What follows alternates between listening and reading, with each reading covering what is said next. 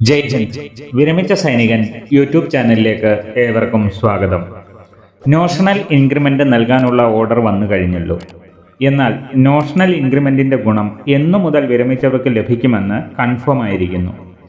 Defence പെൻഷനേഴ്സിൽ വളരെ കുറച്ചു പേർക്ക് മാത്രമേ ഇതിന്റെ ഗുണം ലഭിക്കൂ. ഇതിന്റെ വിശദാംശങ്ങളാണ് ഈ വീഡിയോയിൽ.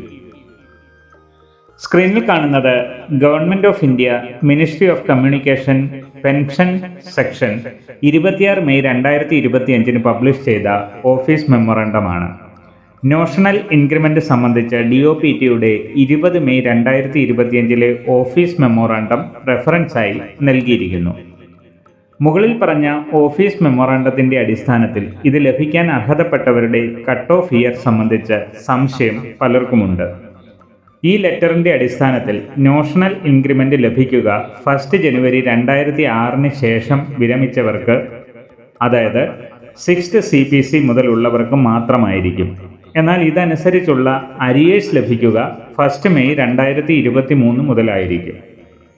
ഇനി നമ്മൾ ഡിഫൻസ് പെൻഷനേഴ്സിന്റെ കാര്യം പരിശോധിക്കാം.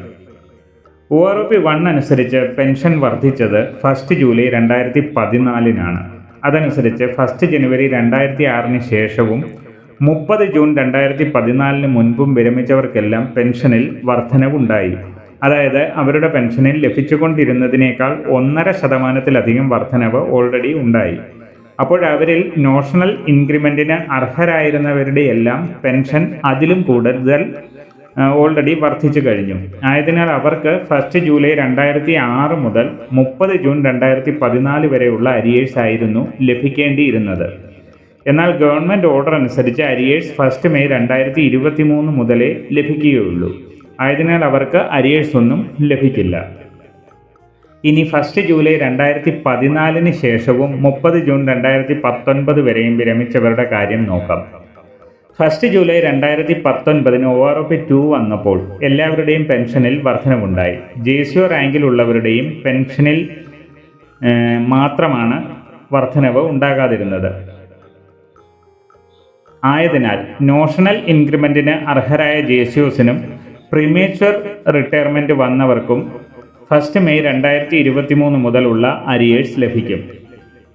ഇനി 1 ജൂലൈ 2024 OROP 3 വന്നപ്പോൾ എല്ലാവർക്കും പെൻഷനിൽ വർധനവുണ്ടായി.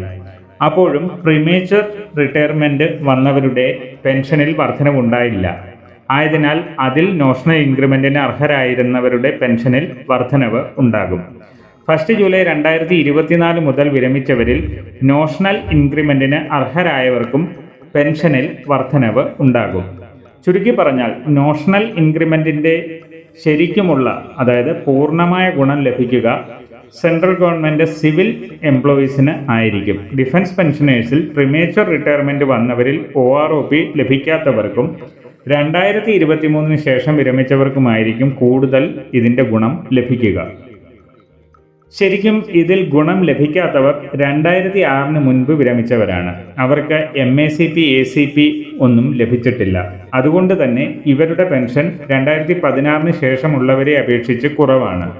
അതോടൊപ്പം നോഷണൽ ഇൻക്രിമെന്റിന്റെ ഗുണവും ഇവർക്ക് ലഭിക്കില്ല. ശരിക്കും ഇത് 1 റാങ്ക് 1 പെൻഷൻ എന്ന പോളിസിക്ക് തന്നെ വിരുദ്ധമാണ്. വീഡിയോ ഇഷ്ടപ്പെട്ടാൽ ലൈക്കും സബ്സ്ക്രൈബും ചെയ്യുക, സുഹൃത്തുക്കൾക്ക് ഷെയർ ചെയ്യുക. മറ്റൊരു വീഡിയോയിൽ വീണ്ടും കാണാം. ജയ് ഹിന്ദ്, വന്ദേ മാതരം.